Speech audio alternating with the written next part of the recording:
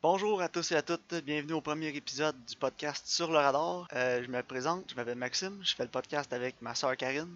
On a décidé de faire ce podcast-là parce qu'on est toutes les deux des amateurs de films. Puis pour ma part, je me fais toujours demander par des amis, des collègues. Hey Maxime, t'aimes ça les films, toi? Qu'est-ce qu'il y a de bon sur Netflix? Ou qu'est-ce qu'il y a de bon sur Amazon? Qu'est-ce qu'il y a de bon sur Crave? Qu'est-ce qu'il y a de bon en streaming? Je suis comme un peu tanné de répondre à cette question-là. J'ai décidé, j'ai demandé à ma soeur, je disais, hey, Karine, on fait un podcast, puis on va parler de ce qu'il y a en streaming en ce moment sur les différentes plateformes, puis ça va répondre aux questions de tout le monde. Donc voilà, Karine, je vais te laisser te présenter. Ben oui, moi c'est Karine. Même chose pour moi, je te dirais, c'est encore pire de mon côté.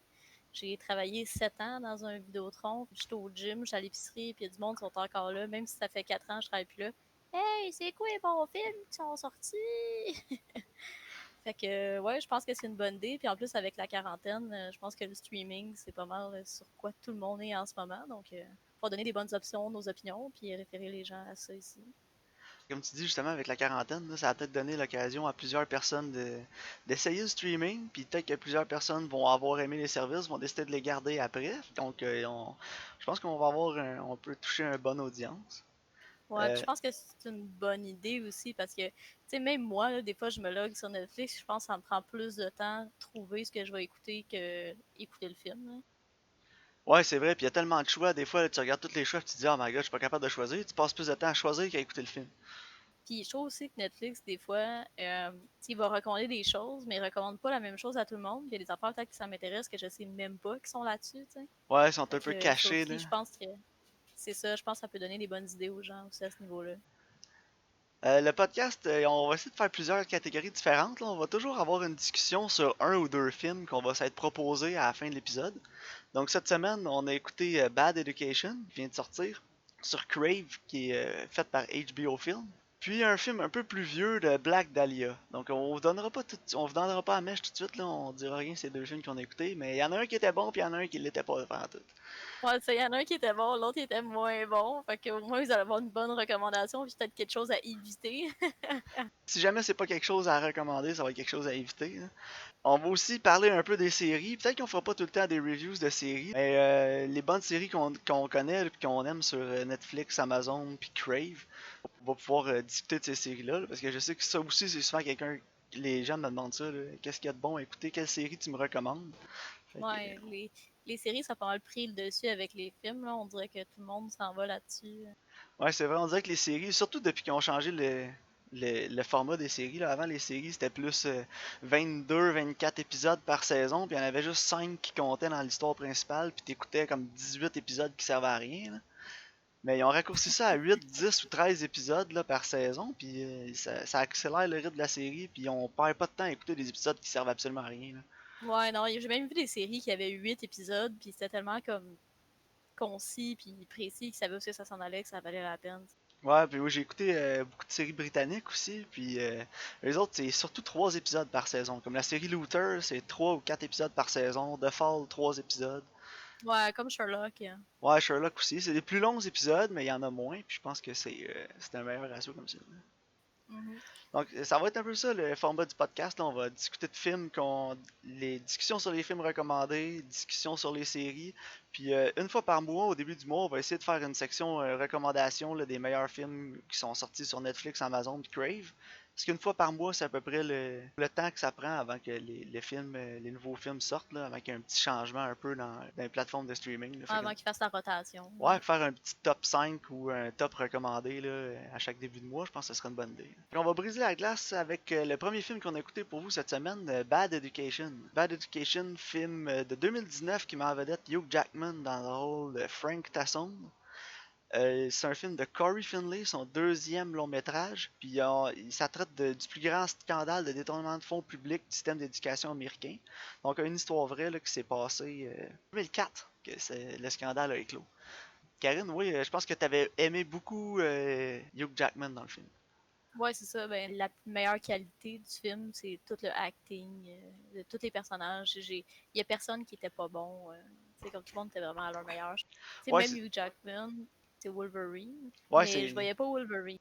non, moi non plus, j'ai pas vu Wolverine pas en tout pendant que j'écoutais le film. Puis Mais j'ai toujours aimé Hugh Jackman, j'ai toujours trouvé qu'il y avait un bon range de jouer des personnages différents, puis j'étais content premièrement qu'il arrêtait de faire X-Men, puis j'ai hâte de le voir dans d'autres choses. Puis à part The Great Showman que j'ai pas vu, que j'ai pas l'intention de C'est voir ça, je m'en allais. parce que c'est une comédie musicale, y a rien que j'aime moins que les Tant que comédies pas Great musicales. Showman, c'est chill. Mais de le voir dans des trucs comme Bad Education, c'est exactement ce que j'avais hâte de le voir jouer. Ouais, C'est moi aussi. Je pense qu'on sous-estime toujours Hugh Jackman parce qu'on l'associe trop justement à Marvel et à Wolverine. Ouais, c'est vrai, non, je suis d'accord avec ce que tu dis, là, la meilleure qualité du film, là, c'est les acteurs. Je pense que le réalisateur, là, Corey Finley, a été capable d'aller chercher le meilleur de chacun de ces acteurs qu'il y avait sur le set. Donc là, on vient de parler un petit peu de l'acting. On va essayer de pas rentrer dans les spoilers pour ce film-là, vu que c'est un film plus récent. Pour les films un peu Ah, plus vieux qu'on va critiquer, on va s'en permettre un petit peu plus, parce que ça va être des films un petit peu plus anciens, là, comme le Black Dahlia, je pense que c'est 2006. 2006, ouais. Euh, donc, pas vendre la mèche, là, si vous l'avez jamais vu, j'espère que vous le verrez jamais. Mais on va rester sur Bad Education pour le Ouais. moment. Comme tu disais, Karine, ouais, Hugh Jackman, les acteurs sont incroyables. La réalisation est bonne, tu sais. Y a rien T'sais, inventé, là, mais non, c'est ça, je m'en dis. Personnellement, si on parle au niveau visuellement ou comment c'est tourné, il n'y a rien qui est vraiment extraordinaire. J'ai pas vu un plan, j'ai fait comme wow. Mais pour le niveau du storytelling, de comment l'histoire est racontée, en fait, c'est correct. C'est pas un film qui est nécessairement extraordinairement beau, comment c'est tourné. Tout est comme correct, là, ça passe bien. Mais l'histoire est vraiment intéressante, les personnages sont engageants, fait que ça fait en sorte que même si visuellement c'est pas un film qui est à se pitcher ses murs, ça reste que c'est un film qui s'écoute super bien et qui est vraiment intéressant. non, c'est ça. Puis il y a un autre aspect que j'ai beaucoup aimé du film aussi, c'est l'atmosphère. Tout le Ouais. long du film, ça commence, c'est un peu une comédie dramatique, ça commence, c'est vraiment plus comique, mais plus on avance dans le film, plus le drame fait place à la comédie. Puis, mais il y a certaines scènes là, que le réalisateur a réussi à vraiment ancrer pour rajouter de la tension. Là, une scène en particulier au début du film. Puis sans essayer de trop en dire, là, ça se passe dans le bureau de Frank Tasson avec les gens de l'administration dans son bureau, puis une de ses collègues. Puis c'est vraiment filmé, là, c'est, c'est claustrophobique. Là, on se sent pris dans l'environnement. Puis on sent vraiment la pression qui est mise sur un des personnages par la façon que ça a été fait. Fait que ça, c'est un aspect que j'ai vraiment aimé. Non, effectivement, mais Aussi, je pense que tout le blocking était vraiment bon. Tu sais, à la fin, il y a comme une espèce de plan séquence où ce qui marche dans un corridor, puis il revient un peu comme au début, tu sais, on a le même plan qu'au début du film. Les circonstances sont différentes, puis ça, j'ai trouvé ça vraiment intéressant, tu sais, parce qu'ils disent toujours comment tu ouvres et comment tu fermes un film, ton dernier plan, c'est vraiment important, puis là, les deux étaient liés ensemble. ouais, non, c'est vrai, moi aussi j'ai vraiment aimé cet aspect-là. Puis l'établissement de la tension dans le film est vraiment bon aussi, là. Il n'y a pas beaucoup de tension au début du film, puis plus on avance dans le film, plus la tension est grande, puis plus on sent l'étau se resserrer sur le personnage principal. Puis ça, c'est vraiment quelque chose que j'ai beaucoup, Ouais, beaucoup c'est quand apprécié. même stressant un peu, mais tu sais, t'es comme, Ouais, ah, plus ça avance, plus t'es stressé, puis j'aime ça aussi parce que le personnage principal, tu sais, c'est pas une mauvaise personne. Il a fait des mauvaises choses, mais t'es quand même capable de te sentir attaché à lui parce que t'essaies de comprendre un peu d'où ce qui vient, où ce qui s'en va, puis il a vraiment ouais, rendu son personnage attachant, même si en fait le protagoniste c'est plus un antagoniste. c'est quand même intéressant parce que justement, tu vois le personnage, comme tu disais, d'où ce qui vient, puis où ce qui s'en va, puis tu sais, en même temps, on reste toujours avec lui, puis lui-même, il sait, tu sais, à la fin, il parle à un autre personnage, en tout cas. Je veux pas le ruiner non plus, mais ça reste que justement, il est pas antagonisant, même si c'est pas nécessairement une bonne personne, tu sais.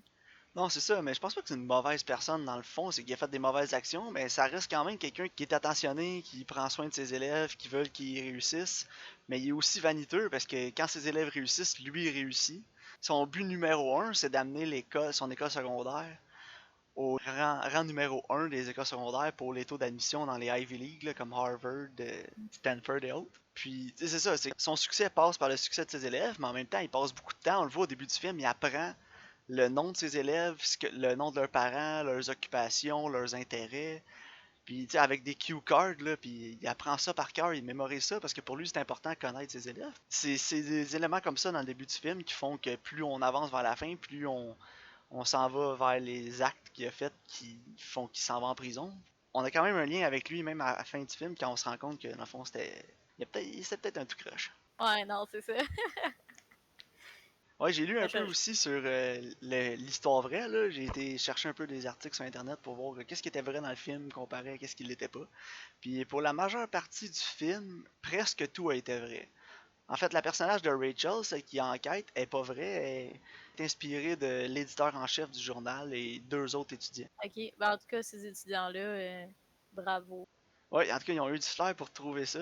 Ce qui est intéressant du film aussi, c'est que la personne qui l'a écrite, là, son nom m'échappe, mais lui était au middle school de Roslyn County où ça se Ouais, passe en Mike, 2004 quand c'est Mike arrivé. Makowski Ouais, Mike Makowski, c'est ça. Lui était étudiant pendant ce scandale-là à dans cette une des école-là. ouais, au middle school. Fait qu'il était juste, je sais pas trop comment ça marche aux États-Unis, Ben, middle c'est school. comme Là, le je pense que c'est juste primaire, avant dans le la high fond. school. Ouais, c'est ça. C'est ça, c'est comme le primaire du secondaire là-bas. Là. Fait que non, Ouais, Bad non, c'est vrai. Education, moi, personnellement, j'ai bien aimé le film. Sur 10, je te dirais 8. J'ai un 8,5 sur 10, là. Ouais, moi aussi, je te dirais un bon 8 sur 10. Je pense que c'est un film justement qui rejoint un peu tout le monde parce que ça touche pas mal tout le monde, justement. Puis je pense que tout le monde peut y trouver quelque chose qu'ils vont aimer dans ce Mais oui, donc Bad Education, en ce moment, on peut l'écouter sur Crave en version anglaise ou en version anglaise avec le sous-titre français. Malheureusement, la trame sonore française n'est pas disponible pour ceux qui veulent l'écouter comme ça. Donc ça fait le tour pour Bad Education. Bon, maintenant, on va rentrer dans le croustillant.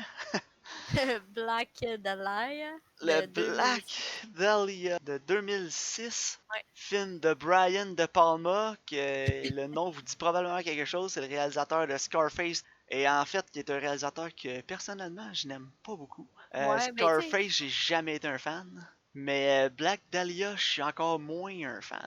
oh my god. Est-ce que tu veux que Ok, j'essaie de te dire c'est quoi l'histoire ou essaie de me raconter c'est quoi l'histoire de Black Dahlia? ok, je vais essayer de vous raconter l'histoire. En fait, Black Dahlia, c'est un meurtre qui a été commis en 1947 de mémoire. Ouais. Puis, en fait, c'est une histoire vraie, le meurtre, mais tout ce qui reste dans le film est absolument faux. Ils ont leur théorie. Le film est basé sur un livre dont j'oublie le nom. Mais peu importe, si le livre est aussi bon que le film, lisez pas ça, écoutez pas ça. L'histoire, c'est tellement partout. C'est jeté partout. Il y a un triangle amoureux. Il y a deux triangles amoureux, en fait, dans le film. Il y a Aaron Eckhart, qui joue dans le film, Josh Hartnett joue dans le film, Scarlett Johansson, Hilary Swank. C'est à peu près les acteurs Les plus les plus connus, là. connus ouais, qui sont dans ce film-là. Josh Hartnett, pour les 30 ans et plus, vous allez le reconnaître, ça va vous dire quelque chose. Il était en ascension au début des années 2000. Il avait joué dans le médiocre Pearl Harbor. Lucky Number Ouais, 11, Lucky Number 30 11. Days of Night. Mais il a disparu après, quasiment après Black Dahlia. Josh Hartnett n'a Je plus sais pas fait si ça a fait mal grand à sa chose. carrière. Non, Ben non, c'était. mais parce que 30 Days of Night, c'était en 2007, fait que c'était après. Ouais, mais je me souviens d'avoir lu, puis je me demandais pourquoi il avait disparu. Puis il s'était fait offrir le rôle de Superman dans Superman Returns. Ok. Qui finalement c'est Brandon Root qui l'a fait dans le film avec Kevin Spacey. Quand il a refusé le rôle, ça l'a blacklisté partout. Les gens étaient comme ah, tu vois, Ah t'es ouais. trop bon pour jouer Superman, on veut rien savoir de toi. Ah wow, ok. Mais tu vois, récemment, il a joué dans la série Penny Dreadful. Ouais, On mais peut il y a quand le même un espèce de following là, de cette série-là. Ouais. Puis, tu sais, je pense que justement, il est en train de revenir. Là. Tu sais, je suis en train de regarder, genre, son IMDb. Il va jouer dans la série Paradise Lost, là, qui joue présentement une coupe de films. Là. Ouais, ben il va jouer dans Most Wanted. Mhm. Most Wanted, qui est un film canadien d'un réalisateur québécois, Daniel Roby. Daniel Roby a réalisé Louis Cyr. Ouais, ouais. Puis Louis Cyr qui avait gagné comme 8 ou 9 Jutra l'année que ça avait sorti. Là, ça avait quand même. Ouais, c'était bon. Ça avait tout gagné. Il avait réalisé aussi La Peau Blanche, qui était son premier long métrage. Puis il avait gagné aussi le Jutra pour le meilleur directeur et réalisateur émergent. Puis c'est un ancien étudiant de l'Université de Concordia. Il est ancien directeur de la photographie aussi. Donc, notre On programme va à voir. Concordia au Québec fait des petits. Une chaîne, Josh Hartnett, il va revenir sur la map. Ouais, oui. Mais bon, Black Dahlia, tu me demandais c'était quoi l'histoire. Ben écoute, je peux essayer de le raconter si tu veux. Ben, Là. en fait, c'est Josh Hartnett. Au début, je vais m'essayer. On a Josh Ok, Hartnett, ok. qui est Mr. Heiss, puis Aaron Eckhart, qui est Mr. Fire. C'est deux anciens boxeurs. Puis puis qui sont devenus policiers. Puis au début du film, ils font une récolte de fonds. Bon, je me souviens plus trop, c'était un C'est peu... pour la police, là. Ouais, une C'est comme récolte leur de fonds fonds de pour la pension. police. Donc, ils décident de faire un combat publicisé entre deux anciens boxeurs qui sont maintenant dans la police, de Mr. Fire contre Mr. Ice, qui ont jamais existé les personnages. Donc, il y a Mr. Fire, Mr. Ice. Déjà là, c'est cliché, ça part. Pour moi, ça partait bien mal. Puis après ça, ils font le combat. Josh Hartnett fait exprès de le perdre pour pouvoir mettre son père dans une maison de vieux. Après ça, on n'entend plus jamais parler de son père. Non, Qu'en fait, c'était juste pour nous faire un setup pour nous dire que l'appartement de son père était libre. Pour que quand Aaron Eckhart qui sort avec Scarlett Johansson se chicane, il puisse aller habiter dans l'appartement de son père. Et en fait, on a un beau petit setup avec le père de Josh Hartnett qu'on n'entend plus jamais parler après pour un conflit qui dure 2 minutes dans le film puis qu'on s'en fout de toute façon. Josh Hartnett, Aaron Eckhart, après ça, Josh Hartnett, après avoir fait exprès de perdre le combat, réussit à mettre son père dans le foyer d'accueil, devient meilleur ami avec Aaron Eckhart, passe du temps avec lui puis Scarlett Johansson. Il y a comme une petite tension amoureuse entre Scarlett Johansson et Josh Hartnett, même si elle sort avec Aaron Eckhart. Et on voit qu'Aaron Eckhart, ça n'a pas trop l'air de le déranger, mais une fois dans le film, là, quand ils sont dans un party de Nouvel An, là, tu vois Josh Hartnett, il embrasse Scarlett Johansson parce que c'est le Nouvel An et c'est la tradition. Il regarde Aaron Eckhart en voulant dire Hey, j'espère que ça te dérange pas, c'est une joke, on s'aime pas, on est amis. Puis Aaron Eckhart, il trouve ça bien drôle, puis il lance un regard méchant après ça, là, comme si ça le dérangeait, mais après ça, on n'en entend plus jamais parler dans le film que ça le dérange. non, c'est ça. Eux, ils travaillent au. C'était quoi le département des. C'est comme les criminels notoires. C'est ceux qui ont des mandats d'arrêt contre eux, là, fait que là, il faut qu'ils aillent les trouver. Je me souviens plus de son nom, je pense que c'est Nash, qui a un Ah, mandat d'arrêt contre lui là, parce qu'il aurait battu à mort une personne âgée en volant son argent. Puis là, il faut qu'il le retrouve. Mais là, oups, le meurtre de la jeune fille de 15 ans du Black Dahlia Hawker, il faut qu'il aille enquêter là-dessus. Mais Josh mais Hartnett, ça avant l'intéresse pas. Ah oui, avant ça, attends, j'ai sûrement oublié quelque chose. Il se passe tellement d'affaires dans ce film-là. avant ça, ils sont en train de faire de la surveillance, puis ils se font tirer dessus par un gars qui est avec une fille dans une maison de prostituées. Ça a juste rapport à la fin. Ah oui, c'est ça. En fait, Ouais, ça j'ai veut oublié en tout ça. cas, ça a tellement pas Il y a le rapport. shootout. Je pensais que c'était arrivé après le Black Dahlia, mais c'est vrai, ça arrive Non, juste avant. avant. Puis là, après ça, il y a le meurtre de la fille du Black Dahlia. Ils trouvent le corps comme juste en face de où ce qui vient d'avoir leur shootout, là, parce que c'est vraiment convenient, comme Ouais, on c'est dit. juste arrivé au coin de la rue, là. Puis après ça, ah oui, là, Aaron Eckhart, lui, là, ça y prend, là, la rage le prend en dedans. Il faut qu'il résoudre ce meurtre-là. On n'a aucune idée pourquoi. L'acting d'Aaron Eckhart, qui, à son meilleur, Aaron Eckhart, il est médiocre. Puis dans ce film-là, il est vraiment pas à son meilleur. Donc, je vous laisse deviner à quel niveau il est. Ce qui arrive aussi, c'est que Aaron Épouvantable. Eckhart, Oui, il veut vraiment trouver le meurtrier de la fille, puis il lâche le cas du gars qui aurait battu la petite vieille puis violé des filles, genre oui. Nash. Josh Hartnett, il est pas content parce que lui, il voulait vraiment pogner Nash. Puis en même temps, à la fin de la semaine, il y a un gars qui s'appelle Bobby DeWitt qui va sortir de DeWitt. Ah, et prison. Bobby DeWitt. DeWitt. Bobby DeWitt. T'as toutes ces affaires-là qui arrivent en même temps. Ce qui arrive, c'est que c'est quoi qui arrive après? Ouais, Attends, attends. tellement que tu vois un genre de film que tu dis, attends, mais là, l'autre, là.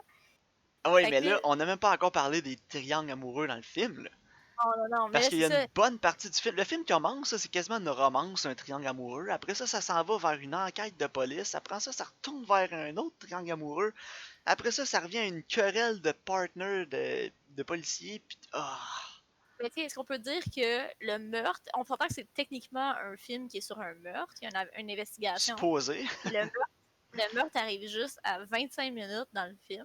Puis après, il y a un personnage qui est vraiment important qui est joué par Hilary Swank, que elle arrive à peu près à 45 minutes, puis elle a à peu près 15 minutes de screen time après ça.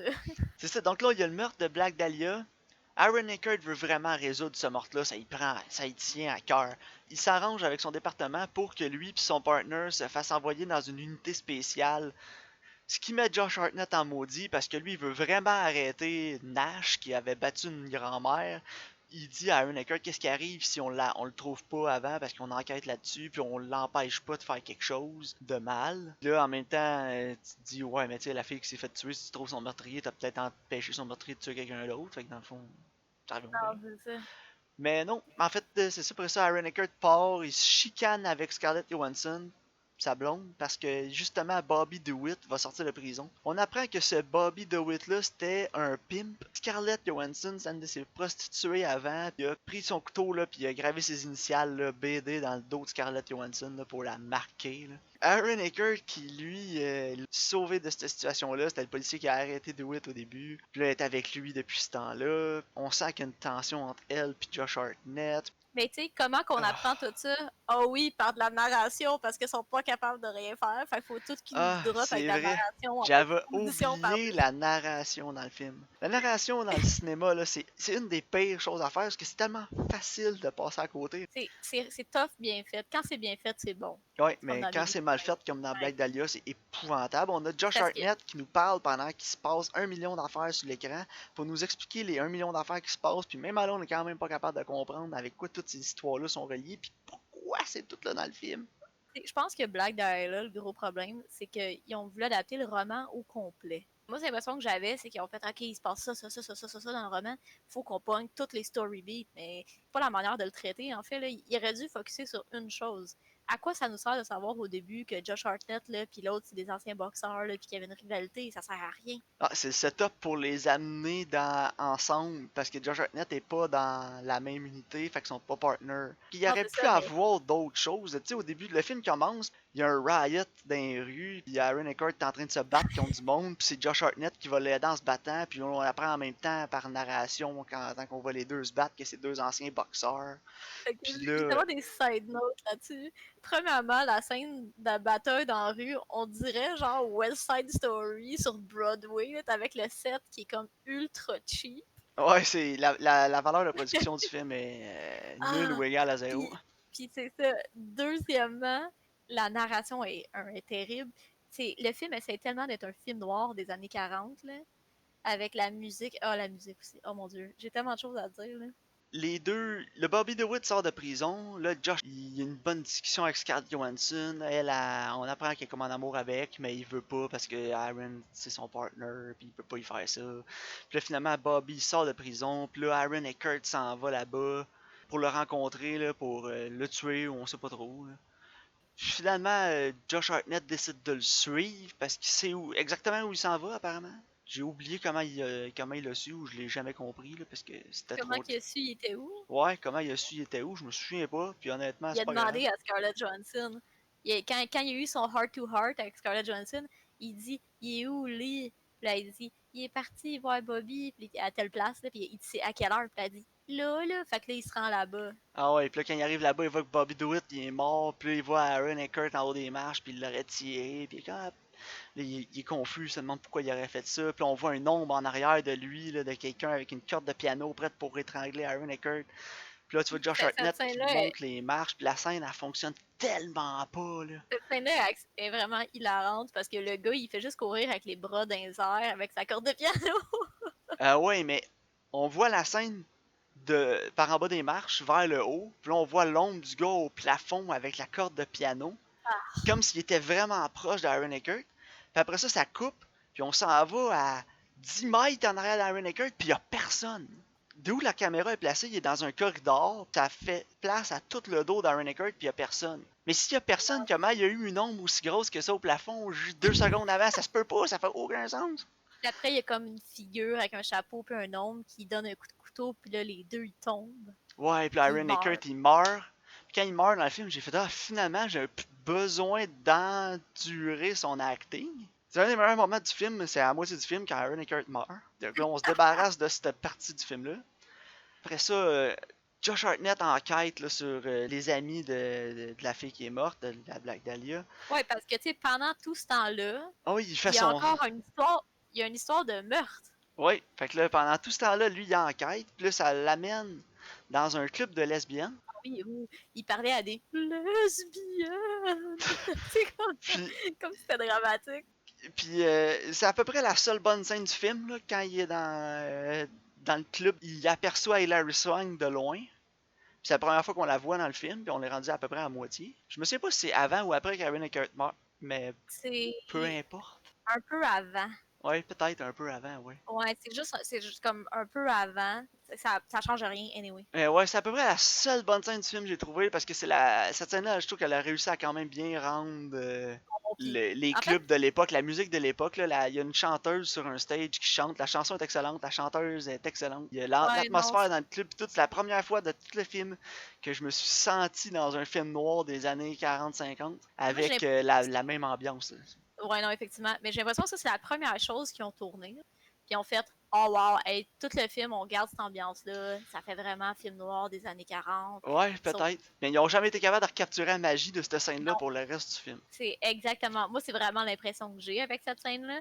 Parce que, first, cette scène-là, le set, comment il est tourné, il fait pas cheap. Tu vois que le production value est un peu plus grand parce ils ont pas l'air d'être sur un set. Ils ont vraiment l'air d'être Ouais. dans un endroit qui est clos, qui est fermé. Il y a beaucoup de monde, il y a beaucoup d'extras, il y a des gens assis à des tables, ça fume. Il y a une chorégraphie avec les filles qui dansent, c'est les costumes, c'est la musique.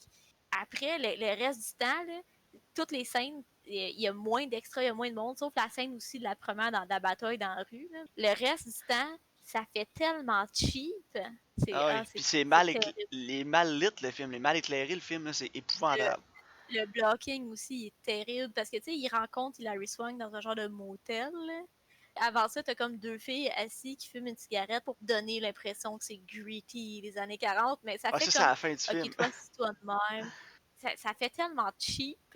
Ah ouais, c'est épouvantable. Là, vous allez vous rendre compte qu'on a dérivé complètement de l'histoire pour parler de tout ce qu'on trouve qui fait pas de sens avec le film. Parce que de toute façon, essayer de résumer ce film-là, c'est quasiment une tâche impossible. Là. Je vous dirais quasiment qu'il faut l'écouter pour le comprendre, mais écoutez-les pas.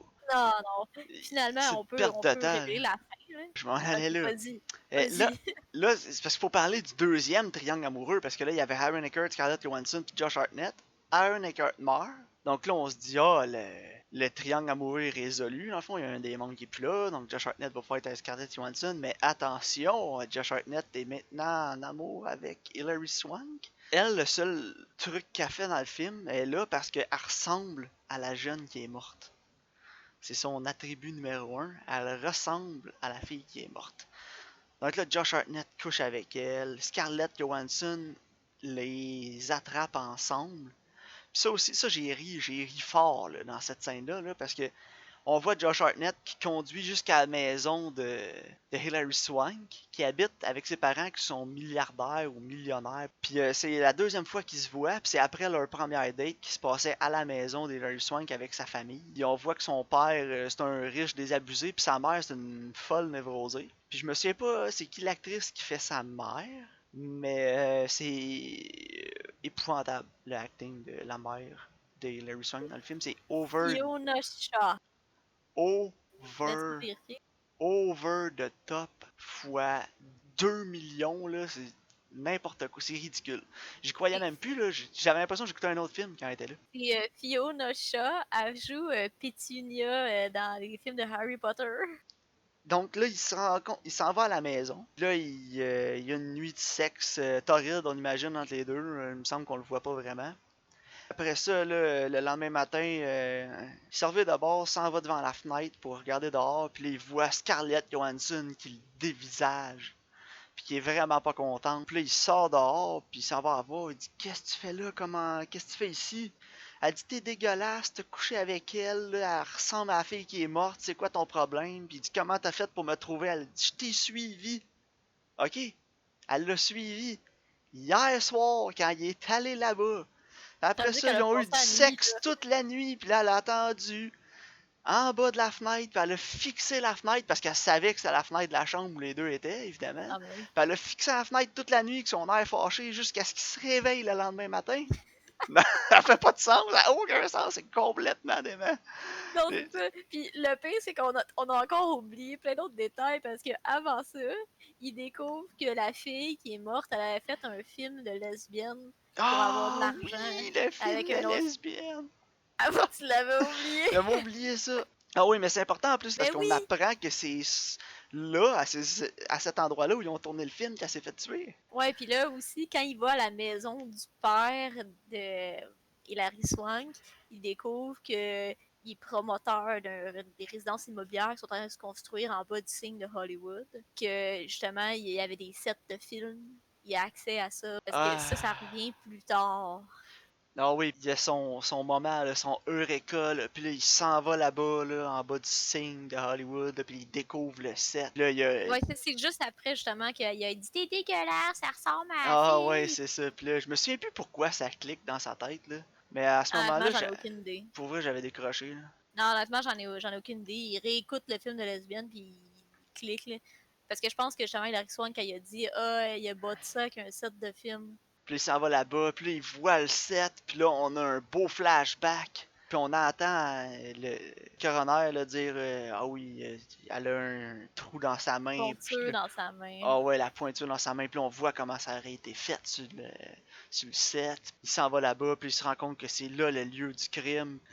Il fait le lien que finalement, ça doit être le père de Hilary Swank qui l'a tué. Oui, parce qu'il y a un tableau avec une face de clown Ouais, qui est le même que chez dans sa eux. maison. Puis là, sur la scène de crime, il y a quelqu'un qui a refait le tableau avec la face de clown. Ouais, parce que qui a besoin d'un tableau avec une face de clown qui fait peur partout? J'en ai un à Ouais. mon bureau, j'en ai un à la maison, j'en ai un au chalet, j'en ai un sur la maison de la plage, j'en ai même un au Bécosse dehors. Mais, tu sais, moi aussi, quand je commets des meurtres, il faut absolument. J'ai comme une compulsion de dessiner des faces de clown sur le mur. Ouais, ben, c'est ma signature. C'est con. C'est épouvantable. Il s'en va à la maison, il va confronter le père. Le père est comme, hein, quoi? Puis là, Hilary Swank, elle trouve ça drôle. Puis là, on comprend qu'elle est comme complice là-dedans un peu. Finalement, la mère, elle sort, j'ai gelé ses Prozac sur le vin rouge, le champagne. Elle a peut-être mis des percassettes avec ça. Puis là, elle avoue que c'est elle qui a fait le crime. Parce que, si j'ai bien compris, là, je pense que c'était leur jardinier. Elle est en amour avec le jardinier de la maison. Puis son mari s'est arrangé pour que son jardinier aille à la Deuxième Guerre mondiale. Puis là, il s'est fait défigurer à la guerre. Puis quand il est revenu, il y avait un espèce de PTSD. Puis là, il était défiguré. Puis il était plus pareil. Puis là, elle, ça l'a scrappé. Puis elle est rendue folle de même à cause de ça. La face de clown, ça a le rapport avec elle aussi, là, parce qu'elle a comme un livre que c'est sa face, sa couverture. Ah, ça se peut, j'ai pas catché ça. Là, ouais, puis là, ça a l'air que la jeune qui a tué, elle y ressemblait à elle quand elle était jeune. Ouais, puis Fait que elle c'est pour ressemble à ça sa qu'elle avait. fille. Ouais, c'est ça. C'est pour ça qu'elle avait fait la face de clown aussi quand elle l'a tué, tu sais. Puis le sourire, là. C'est pour Ouais, ça ils ont qu'ils fait l'ont un pas. sourire à la Joker, là. Oh my god. Puis là, après ça, puis là, c'est pas fini. On a trouvé c'est qui la Elle se meurtrière. tue. Puis là, elle se tue, elle sort un gun, puis elle se flush. Fait que là, tu te dis, Juste bon, après avoir avoué son crime. bon, c'est fini. Ben non, parce que là, il y a le meurtre d'Aaron Eckert qu'on n'a pas encore résolu. Tout le monde avait oublié qu'il était dans le film. Mais il faut résoudre cet aspect-là. Donc là, on retourne. On s'en va au motel où Josh Hartnett a eu une illumination divine. Encore là, je me souviens plus pourquoi. Après la scène de l'aveu de la mère, là, il s'en retourne voir Scarlett Johansson, il s'excuse. Ils ont du sexe à la table, là, ils garochent tout à terre, ils cassent tout parce qu'il y avait vraiment besoin de tout casser sur le set. Parce que Ben j'imagine oui. que les deux acteurs étaient fâchés parce qu'ils savaient que ce film-là, ça n'allait nulle part. Fait qu'ils se sont dit, on va tout péter sur le set. Mais il savait que c'était Hilary Swank qui aurait tué Aaron Eckhart parce que, tu sais, un moment donné, Aaron Eckhart, il avait comme des mains blessées, là, puis là, il disait, j'ai frappé dans un mur, puis là, Ah oui, il il a fait s'était frapper dans pogné. un mur parce que Nash, le gars qui était supposé arrêter, il a finalement tué il a tué comme deux personnes. Puis là, Josh Hartnett, il est vraiment maudit parce que il a pas pu l'arrêter à cause qu'il fallait qu'il résoudre le meurtre de la Black Dahlia, puis c'est de la faute à son partner, puis il s'en va le battre dans les toilettes de la job. Puis quand il arrive, Aaron Eckert a les mains pleines de sang, puis il dit ah, regarde, j'ai frappé dans un mur parce que j'étais trop fâché. Non, là, il catch que Puis c'était pas un mur qui a frappé, c'était le père de Hilary Swank. ouais, parce que dans le fond, Aaron Eckert avait été parler au père d'Hilary Swank parce que un moment donné, il était au téléphone puis il avait besoin de quelque chose pour prendre une note. Non, il avait besoin de feu pour allumer sa cigarette. Puis Josh Hartnett, il lance ses allumettes. Puis dans son papier d'allumettes, Josh Hartnett avait marqué la plaque de l'auto d'Hilary Swank avec son nom et son adresse pour aller les parler plus tard. Puis quand l'autre il a vu ça, il a compris que c'était un lead pour le Black Dahlia. Puis il a été là-bas parler à ses parents. Puis là, évidemment, Aaron Eckert a tout compris là. Puis c'est là qu'elle, elle s'est arrangée pour le tuer. C'est ça. Ah, c'est complètement. C'est Mais terrible. C'est tellement compliqué là. le problème aussi avec ce film-là, en tout cas, finalement, Josh Hartnett s'en va voir Hilary Swank, il Ouais, dit qu'il sait il qu'elle. donne un rendez-vous dans un motel. Il dit Ouais. je sais que c'est toi qui l'as tué avec le jardinier. Puis là, il dit de toute façon, soit tu Pas veux me assez de tuer, couilles soit pour tu veux me me tuer. fourrer, mais t'as pas assez de couilles pour faire un des deux. Puis là, il sort un gun, puis il la tue.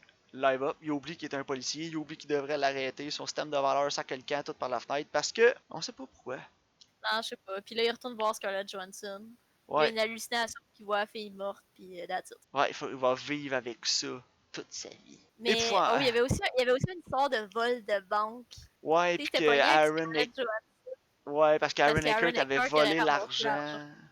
Puis c'est pour ça qu'il avait Puis, tué les gars à la maison de prostituées au début du film, là, parce que eux autres, c'était eux qui avaient comme volé à la banque, puis ils savaient qu'Aaron Eckert avait comme volé l'argent, là, ou je sais pas. non, c'est ça.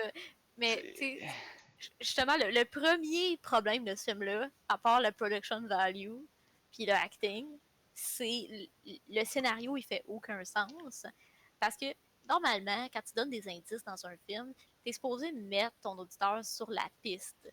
Normalement, mettons, quand c'est un whodunit, là, qui a fait le meurtre, whatever, tu te concentres là-dessus, puis là, tu mets des suspects potentiels, puis là, l'auditeur, il peut se dire « Ah, je pense que c'est tel à cause de ça », ou tu donnes au moins des indices. Là, ce qui arrive, c'est qu'ils nous disent rien, ils nous amènent dans d'autres directions, puis après, ils ramènent des affaires qu'ils nous ont montrées plus tôt pour faire « Ouh, check, ça avait rapport », mais ça n'a jamais été introduit comme quoi ça avait un rapport, tu sais. T'as amené le terme whodunit, là, ça me fait penser à Knives Out, qui Ça, est c'est excellent. incroyable, ce film-là, c'est excellent. Ouais, Knives Out, on va se le garder pour mieux qu'il sorte sur une plateforme de streaming. ouais, La seconde qui ouais, sort, vraiment. on le review, c'est sûr et certain. Ouais, ça, c'était excellent, là. Mais Black Comparé à Dahlia, là, puis l'acting est épouvantable. Josh Hartnett, ça devait être le moins pire de la gang.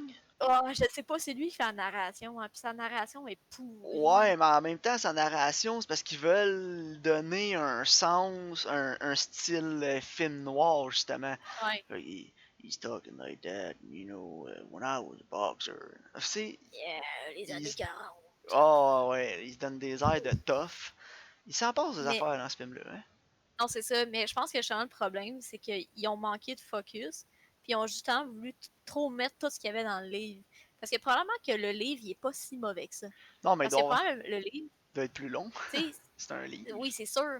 C'est sûr, tu sais, c'est sûrement que si c'était une série télé, par exemple, parce qu'il y avait le temps de développer les personnages, le temps de développer la relation entre Josh Hartnett, Scarlett Johansson, Josh Hartnett, Aaron Eckhart, Josh Hartnett, Hilary Swank. S'il y avait le temps d'amener tout ça, ça aurait été bon. Là, le problème, c'est qu'il aurait fallu qu'il coupe en graisse quelque part. Mais là, il voulait garder tout. Si, mettons, là, le film il avait juste focusé sur le meurtre puis l'investigation, ça aurait pu être intéressant. Ouais, mais c'est ça, il aurait fallu qu'on garde le focus à une place, mais Non, c'est ça. c'est pas Parce que ça là, qui est c'était arrivé. all over the place. Ah ouais, c'était terrible. Le- la coloration. Ouf. Ah, tout est Ouf. jaune. Tout est jaune puis orange, comme si... J'avais l'impression là, que j'avais un vieux fil de café devant ma télé, là, puis que je regardais le film au travers de mon vieux fil de café jaune. C'est Qui voulait faire un effet, tu sais, terrible. comme sépia. Tu sais, Ah ouais, sépia, c'est comme dans les brun, là. Mais tu sais, pour faire un peu comme à la Sin City, genre. ah ouais, c'était terrifiant. Ah Terriblement non. mauvais. Genre, honnêtement, c'est le genre de film que tu regardes, tu comprends ce qu'ils voulaient faire, mais à quel point ils sont pas là. Ah non, ils ont passé à côté, là. Ils ont passé tout Tu sais, droit de tout ce qu'ils voulaient faire. je comprends l'intention, là, mais maudit que c'est pas là. Il Ah y a non, les deux pieds à côté de la non. traque, là. On a compris l'intention, on a vraiment pas compris l'exécution. C'est. Ah non, c'est terrible. Ah non, Puis il y pis. a aussi, t'as-tu remarqué la scène où ce que Josh Hartnett s'en va pour la première fois chez la famille à Hilary Swank? C'est comme tout en POV de son point de vue à lui. Tu penses que c'est parce que cette journée-là, Josh Hartnett n'était pas sur le set?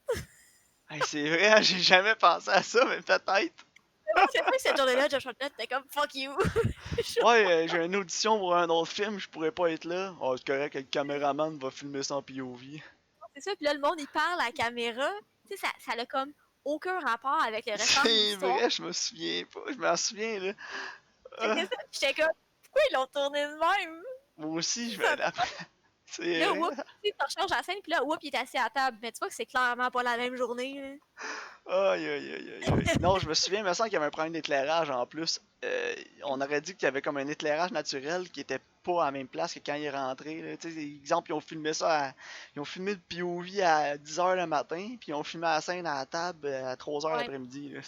ouais, vraiment, parce qu'il fait ultra noir quand ils sont tous assis à la table en C'est train de vrai. souper. Mais quand ils rentrent, il y a comme du soleil qui rentre par les fenêtres. Puis tu sais, mettons, il est comme 3 heures l'après-midi, genre. Épouvantable. Ah, man, là, j'étais là. C'est sûr que Josh Hartnett t'es pas sur le set, là. Ah, Tu ouais, sais, mais. Je me souviens d'avoir tellement ri, là, quand Scarlett Johansson a pull up en dessous de la fenêtre, là.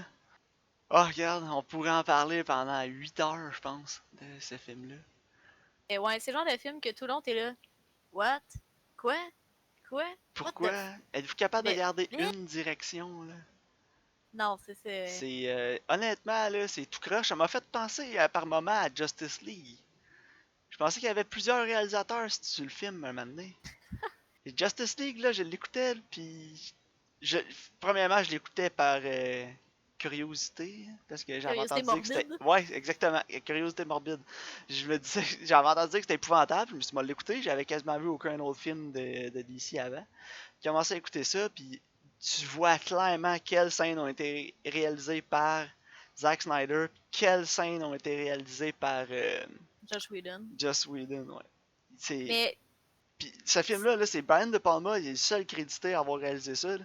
Mais j'ai ah ouais. l'impression qu'il y avait trois réalisateurs de trois visions différentes, là, puis ça a clashé tout le long du film. Non, c'est vrai. On dirait qu'il y a plein d'histoires qui ont été raboutées ensemble. C'est comme un film, comme plein de courts-métrages. Ah, Mais tu sais, c'est. tu vois, chose aussi que j'ai remarqué, à chaque fois qu'il y a comme l'action intense, c'est tourné au ralenti. Oui, Fait les que ça slow enlève toute la motion. tension.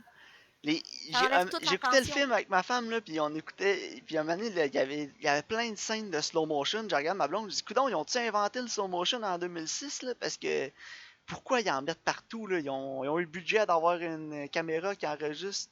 Une caméra parfaite pour enregistrer du slow motion, c'est quoi, là? Ah non, c'est terrible parce que, mettons la première scène de shootout, comme, ils se font tirer dessus, puis là, ils brisent l'axe des 180 degrés. Fait là, tu te retrouves comme l'autre bord de la rue, puis là, il saute en bas de l'auto, là, tu sais plus pas en tout, il est rendu où, Josh Hartnett. Là, Ah, l'autre, il sort de l'auto, mais genre 5 minutes plus tard. Là, t'es là, voyons! Puis ça enlève toute la tension parce que tu te dis pas comme, oh shit, ils sont en danger. T'es juste comme, ok, regarde, ils courent au ralenti dans un plan ah large. On non, s'entend qu'il y a de quoi de moins excitant que ça dans la vie? Là? puis le plus frustrant, c'est que le réalisateur est clairement capable là, de filmer des scènes d'action. Là. Je veux dire, il a fait Scarface, Carlitos Non, Way, c'est puis ça. il en a fait plein d'autres des films d'action que les scènes d'action étaient compréhensibles. Là. Je pense que c'est Puis, une décision esthétique qui a pas ce payé. qui Là. m'a frustré le plus, là, c'est que les scènes de combat, les petits combats dans la rue, là, puis Ouais. les combats de West Side boxeurs sur le Story. ring, le combat entre les deux, entre Mr. Fire et Mr. Ice, il y avait des bonnes séquences de combat. Là, Mais c'était au ralenti. pas tout le temps. Quand ils se Ouais. battaient, c'était pas toujours au ralenti, Non. là, le Le combat. combat était correct. Puis il y avait des scènes, là, il laissait la caméra rouler, puis les coups de poing, il avait l'air de rentrer, il avait l'air de faire mal. Puis après, 2 secondes après, même pendant le combat, là, il y avait un bon 5-6 secondes d'action du combat. Puis après ça, 5-6 quick cut, quick edit du combat. Puis là, la caméra, elle coupait partout. Il y avait genre 12 cuts en 3 secondes. Puis après Ouais. ça, on retombait à pas de cut pendant 5-6 secondes. Puis là, le combat était réaliste, puis était bon. Puis j'étais comme, tu sais, t'es capable, là, je le vois que t'es capable de faire une Mhm. bonne scène bien Non, chorégraphiée avec la caméra qui coupe pas. Mais après ça, ça va me garocher 8 cuts. Pourquoi? non, c'est Pourquoi? ça, parce que le film a du potentiel. Là. Ben Mais oui. dis-moi si t'avais cette impression-là, toi aussi. J'ai l'impression que quand ils ont écrit le scénario, là, ils voulaient Brad Pitt pour le rôle de Josh Hartnett. Parce que Ouais. j'avais l'impression de voir Josh Hartnett qui essayait d'avoir l'air de Brad Pitt. Ouais, ben, ça m'a fait beaucoup penser à son rôle dans Seven. Puis j'ai vraiment l'impression ils sont allés avec un. Ah, Josh, ton personnage, là. Ben, écoute Seven, là. Toi, t'es Brad Pitt là-dedans, mais dans notre film. Et écoute, je lisais les trivia sur le film, puis ça a l'air qu'au départ, il voulait David Fincher pour le réaliser, le film. Ouais. Puis finalement, il a abandonné le projet parce qu'il disait que le film serait jamais à son goût, tu sais, parce qu'il faudrait que l'histoire soit trop longue. Fait que même David Fincher, il savait. Ah ouais, mais David Fincher aurait fait un film de 4 heures, mais au moins, ça aurait été bon. Ça aurait été Puis t'aurais écœurant, là. amené un gars avec le pedigree de David Fincher, ben, t'aurais été capable d'amener Brad Pitt. Honnêtement, ça aurait probablement été excellent, là, mais bon. Hein. Mais Ah, tu vois, boy. il y a Ben, une scène que je j'ai pas verrais une détestée. série, moi, de David Fincher sur ce film-là. Là, une mini-série de 8 ou 9 heures, là. Rendu là, écoute Mindhunters. Ouais, j'ai écouté Mindhunter saison 1, mais ça, on va en Non, c'est parler un petit ça. peu tantôt. Rendu là, tu sais, écoute ça. Mais non, il y a la scène où, tu sais, quand ils trouvent le cadavre, puis là, comme le chef de la police, il est là, OK, on dit rien aux journalistes, puis, tu sais, on garde des détails pour nous. Puis là, il dit tout à tout le monde, puis c'est comme juste un plan de séquence. Ouais. Cette scène-là était pas méchante. Non, c'est vrai. Mais c'est ça qui est frustrant. C'est qu'il y a des scènes, puis il y a des éléments dans le film qui sont bons, mais ils sont tellement sporadiques, puis partout, que ça mèche pas ensemble. Il y a tellement d'éléments mauvais qui viennent tout gâcher, là. C'est. Ah! Je sais pas pourquoi j'ai suggéré ce film-là, là. Je sais pas pourquoi j'ai fait ça. Je Mais je m'excuse. l'écoutais un matin, puis LP était là. Pourquoi t'écoutes ça? Puis j'étais comme, c'est le film que mon frère il veut qu'on écoute. Puis il était là, pourquoi? J'étais là, je sais pas. Ouais, je me souviens que j'avais déjà vu, que j'avais pas aimé ça, mais j'étais jeune. Puis je me suis dit, avec le recul, peut-être que je vais aimer ça. Tu sais, ça fait 10 ans que Non, j'ai c'est pas vrai. vu ça. Je me dis, j'ai 10 ans, j'ai pris de la maturité, peut-être que. Non. Non, Non, tu non. sais, il y a des films, justement, des fois, tu fais, ah, ça c'était vraiment bon. Puis là, tu le réécoutes, puis t'es là, oh non. Ben, je me C'est souvenais que comme, moi, j'avais vraiment pas aimé ça. Puis je me suis dit, peut-être que là, avec un recul, je vais aimer ça. non, Ah, non, effectivement. non. Mais moi, Hey, tu vois, l'autre jour, j'ai dit à LP, on devrait écouter Prince of Persia, c'est full bon. Puis c'était terriblement mauvais, là. ah, Fait moi, qu'au pire, c'est. je vais peut-être le recommander pour le podcast. C'est bon. Puis dans la même optique, on fera un épisode spécial pire que ce que tu te souviens. Ouais, Puis puis meilleur que ce que on tu sais. parlera de Italian Job. Oh non! Parce que Je- l'Italian Job, c'était bon quand c'est sorti. Je l'ai réécouté il y a quelques années, c'était épouvantable. Moi, je l'ai réécouté l'autre jour, puis ouais, non. Mais oui, on c'est pourra en ouf. parler. On fera un On pourra épisode en parler. spécial moins bon que tu te souviens. Italian Job, ouais, ça. Mais moi, tu vois, l'autre jour, j'ai écouté Space Jam, c'était excellent. Ouais, Space Jam, moi aussi je l'ai réécouté parce que t'écoutes aussi le Sardonicast comme moi. Ouais, Qui nous a ben un oui. peu donné l'idée de partir ce podcast-là. Sardonicast, si vous parlez anglais, vous comprenez bien l'anglais, allez écouter le Sardonicast sur YouTube, là, c'est excellent. Ouais, non, c'est vraiment bon. Mais oui, Space Mais, Jam, wow. Le 2 sort bientôt. ouais. J'ai peur. J'ai Ouais, pas moi vu aussi. de photos, j'ai pas vu de matériel promotionnel, rien, mais j'espère qu'ils vont garder les personnages cartoon en 2D. Ben oui, moi Je veux aussi. garder le même style. Si nous sortent ça en 3D épouvantable, là, je vais Moi, tout là, péter. si je vois Bugs Bunny, là, qui a l'air des Pokémon dans Pikachu Détective, là, je vais pas être de bonne Un humeur. détective Pikachu, ça c'en est un bon, ça qu'on pourrait ramasser dans un autre épisode. C'est vrai, effectivement, parce qu'il est sur Crave. C'est épouvantable. Mais bon, ça va clore la discussion, je pense, sur le Black Ouais. Dahlia. Je vais lui donner 1 sur 5 pour le fort, là, mais Ouais, non, moi aussi. Là. Et pour le potentiel. ouais, le potentiel qu'il y avait là, dans certaines scènes, il y avait du potentiel, l'idée était là. La meilleure scène, comme je disais, c'était la scène dans le club avec la Mm. chanteuse. Les petits moments dans les scènes de combat où on avait des vraiment bonnes séquences. Le combat, un moment donné, je pensais que j'écoutais Creed. Tellement il y avait des Ouais. bonnes scènes dedans. Un désastre, ce film-là, un désastre. Ouais, non. Fait que Black Dahlia, c'est pas une Non, recommandation. c'est pas. C'est vraiment. À moins que vous ayez le goût d'écouter de quoi de terrible et de comprendre tout ce qu'on vient de dire, vous pouvez l'écouter. Pour rire, là. Moi, Mais c'est j'ai le genre ri, de là. film que tu peux le laisser en background, décrocher, puis jouer à Candy Crush ton téléphone. Ouais, mais c'est le genre de film que, à un moment donné, genre, t'as une compulsion pour genre aller sur le Reddit puis regarder des memes. Ouais, non, moi j'ai commencé à jouer à Teamfight Tactics pas mal ces temps-ci, là. Puis j'avais le goût de sortir mon téléphone puis de jouer à Teamfight Tactics hier en écoutant le film. Mais j'ai le devoir de l'écouter avec toute mon attention pour nos chers auditeurs. Donc c'est ça, Black Dahlia, terrible, épouvantable. Fait Good. que série télé, qu'est-ce que t'as écouté récemment? Personnellement, je suis pas un gros consommateur de séries télé. Je trouve que c'est rendu un investissement de temps là, quand même assez élevé. Là. Donc, je me limite un peu dans ce que j'écoute. Mais dernièrement, j'ai écouté la saison 6 de la série Bosch, qui est ma série préférée en ce moment, qui est toujours active. Là. Bosch est incroyable. Justement, on parlait de séries de films noirs tantôt avec Black Dahlia, puis comment ils ont passé à côté totalement. Ben Bosch, c'est un peu sous des airs de film noir, mais série. Ça se passe à Los Angeles avec le détective Hieronymus Bosch qui enquête sur divers crimes qui ont eu lieu à Los Angeles, tiré sur les livres de Hieronymus Bosch qui sont écrits par Michael Connelly. Michael Connelly qui est un écrivain fantastique, si vous aimez les romans policiers, c'est un des meilleurs de son époque. Puis la série est excellente. Titus Welliver, qui a le rôle principal, est phénoménal dans cette série-là. Les acteurs, c'est pas tous des acteurs connus, vous allez sûrement les reconnaître. Là, en reconnaître quelques-uns. Son partner à Harry Bosch, c'est lui qui faisait Marlon dans The Wire, c'est saison 3, 4, 5, qui devient le méchant. Il est excellent. Irvin Irving, le directeur de police, qui est incroyable. Tous les acteurs sont vraiment bons.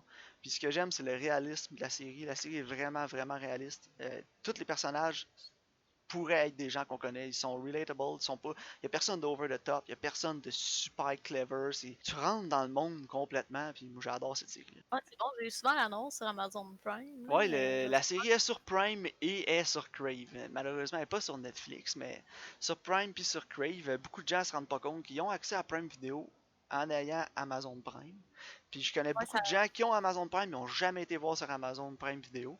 Mais je vous non, conseille fortement, il y a beaucoup de choses parce que les productions d'Amazon, ouais, cinématographiques, autant cinéma que séries, sont excellentes. c'est extraordinaire pour de vrai. Ah ouais, Parlant justement d'Amazon Prime, moi j'ai écouté The Marvelous Mrs. Maisel. Ça se passe des années 60, puis c'est une fille qui veut devenir comédienne, comme humoriste. Puis c'est surtout sur là-dessus, sa relation avec son mari, puis elle se sépare au début, puis comment c'est mal vu, puis comment les femmes sont traitées, puis aussi sur l'émancipation de la femme. Puis honnêtement, c'est vraiment intéressant, c'est vraiment drôle. Puis le production value est extraordinaire. Là. Ça se passe à New York. Ils ont fermé des rues. Là. Les costumes, les décors, comment c'est tourné, c'est génial. C'est absolument extraordinaire. C'est une série de Amy Sherman Palladino. C'est elle qui avait créé Gilmore Girls. Fait que c'est un peu le même genre que les conversations, c'est comme une game de ping-pong. Là, ça n'arrête pas les dialogues. Là. ah ouais, c'est Vraiment, un peu vraiment à la intéressant. Aaron Sorkin. Ouais, mais c'est vraiment bon. C'est drôle. C'est touchant aussi. Les personnages sont tous le fun, sont tous intéressants. Moi, personnellement, c'est dans mes coups de cœur récemment. Il y a 3 saisons, puis c'est des saisons d'à peu près justement 8 épisodes. Là, fait que ça s'écoute Ok, tellement ouais, rapidement. Bosch, c'est des 6 saisons, 10 épisodes. Ouais, parfait. Ça s'écoute bien. Puis j'ai aussi écouté la saison 3 de True Detective. Ah, je l'ai pas écouté encore, mais j'ai vu un et Incroyable. deux. La Ah ouais. 3 est meilleure que Euh, la 2. C'est-tu avec Mahershala Ali? Oh, il y a Mahershala Ali Ouais. qui. J'adore cet acteur-là. C'est un de mes acteurs préférés. Il avait joué dans Moonlight, il était phénoménal. Il l'est Ouais, c'est. encore une fois. Dans True Detective, il est phénoménal encore. Puis avec l'excellent, ce que je pensais jamais dire de ma vie après avoir vu le premier film de Blade, l'excellent Stephen Dorff. Ah ouais. Pensais pas dire l'excellent Stephen Dorff, là. Mais wow! Dans cette série-là, il est incroyable. Ça a été mon stand-out. Lui et Marshall Ali sont deux partners. Puis la saison se passe est en 3 temps. Il y a une disparition, il y a le meurtre d'un jeune garçon, puis la disparition de sa sœur. Puis c'est Ok. quand ça arrive, 10 ans après. Puis après ça, c'est plusieurs années après, là, quand les deux sont âgés. Là, puis Marshall Ali commence à avoir de l'Alzheimer, sa femme est morte. Puis Ok. chaque épisode, là, ça saute tout le temps dans le temps. Mais c'est facile à se retrouver dans le temps. Les Mais. personnages sont incroyables, vraiment. Là. Ah, Puis il y a un petit tie-in aussi avec la saison 1. ah ouais, Un mais petit c'est sûr, je dans. vais Un l'écouter. petit, mais il est là quand même. Puis pour vrai, True Detective, la saison 2, j'ai entendu beaucoup de gens dire que la saison 2 était pas bonne. Puis Moi, je l'ai aimé. moi, je l'ai adoré, la saison 2. Moi C'était quand aussi. même meilleur que toute la merde que j'ai vue avant à la télé là, qui jouait en ce moment-là. Là. Puis, tu sais, moi, je suis pas une fan de Colin Farrell, puis il me dérangeait même pas dans True Detective 2. Mais moi, je n'étais pas un fan de Colin Farrell, mais avec le temps, je le suis devenu. Là, parce que Colin Farrell, dans True Detective saison 2, je me suis dit, ah, je vais regarder un peu ce qu'il a fait de plus sérieux. Puis The Killing of a Sacred Deer, c'est Ah, ça, un de mes c'était films bon. que j'adore. Là. Puis il Moi est aussi, j'ai adoré incroyable ça. là-dedans. Depuis qu'il a réglé ses problèmes d'alcool, là, Colin, sa carrière est retombée sur la bonne track. Ouais, Puis non, honnêtement, c'est vrai, effectivement. honnêtement, là, T'as-tu trouvé ça drôle, toi, Killing of a Sacred Deer? oui. Moi, à la fin, j'étais crampé en deux. Ah, mais c'est humour noir, hein. Tu le comprends ou tu le comprends pas. Là. Ouais, on le recommandera. Je pense qu'il est sur Mais bon, les plateformes. si vous aimez pas Colin Farrell, vous pouvez quand même écouter The Killing of a Sacred Deer, True Detective saison 2. Ça va Mhm. peut-être changer votre opinion de lui, comme ça l'a fait avec moi puis ma soeur, apparemment. Taylor Kitsch était vraiment bon aussi, dans Ouais, saison 2. Taylor Kitsch, c'est vrai, j'avais oublié qu'il était là-dedans, il était vraiment bon. Ouais, On dirait que Nick Pizzolatto, le créateur de la série, est capable d'aller chercher le meilleur dans chaque acteur. Même ouais, ouais, Vince Vaughn Matthew était McConaughey. vraiment bon là-dedans. Là. Ouais. C'est Mais ça moi, aussi je qui a l'aime, Vince relancé Vaughn. la carrière à Matthew McConaughey. Puis Ouais. parlant de Nick Pizzolatto, on n'aura malheureusement peut-être pas de saison 4 de True Detective. Ou si on en a une, il ne sera pas attaché parce que j'ai vu que FX était allé le chercher, ils ont racheté son contrat, ils en ont donné un nouveau. Puis il est en train de produire une nouvelle série pour FX avec Matthew McConaughey. Ah, ben on Fait que regardera ça à la ça, place. j'ai hâte d'écouter ça. Ouais, moi aussi. Fait que ça va conclure notre petite petite suggestion de série. On va essayer d'en trouver qui sont sur Netflix pour la prochaine fois, parce que je sais que Netflix c'est Ah, pas mal la plateforme la plus populaire. populaire, là. Ouais. Malheureusement, d'ailleurs. C'est pas la meilleure, je pense. Ah, C'était j'avais une vraiment. dernière recommandation de Ouais, série. vas-y. As-tu écouté Barry? Non, j'ai pas écouté Barry. 2 saisons sur HBO. Je Écoute-les. suis pas un gros fan de l'acteur principal, là. Son nom Non, non, mais m'échappe, là. ça, je te le dis, Bill Hader, Ouais, Bill Hader, ouais. ça va, ça va changer ton opinion de Bill Hader. Ok, bon, j'écouterai Écoute-les, Barry. on en reparlera. En conclusion, pour finir le podcast, on va se donner 2 recommandations à écouter chacun pour la semaine prochaine, des films qu'on va discuter. Un film plus vieux qu'on va pouvoir parler de Spoilers, Dread, qui est présentement disponible sur Amazon Prime. Puis un film plus récent que ni l'un ni l'autre on a vu, à moins que je me trompe, Under the Silver Lake, qui est aussi sur Amazon Prime. Karine, as-tu Il est déjà vu juste. Under the Silver Lake? Non, j'ai jamais vu Under the Silver Lake. J'ai vu Dread en 2012 quand c'est sorti, donc si vous voulez l'écouter, juste écoutez la version 2012 et non celle de 95 avec Sylvester Stallone. Oui, oui. On- Ouais, on va essayer d'oublier version qu'elle 2012 existe. avec Carter Urban. Il joue dans les nouveaux Star Trek. Oui, effectivement, il fait bon. Bones. Puis aussi au prochain épisode, on va vous donner nos suggestions des meilleurs films qui sont disponibles sur le mois pour Netflix, Amazon et Crave. Peut-être les séries aussi, on va voir. Puis c'est ça la semaine prochaine. On vous retrouve pour un autre épisode de Sur le radar.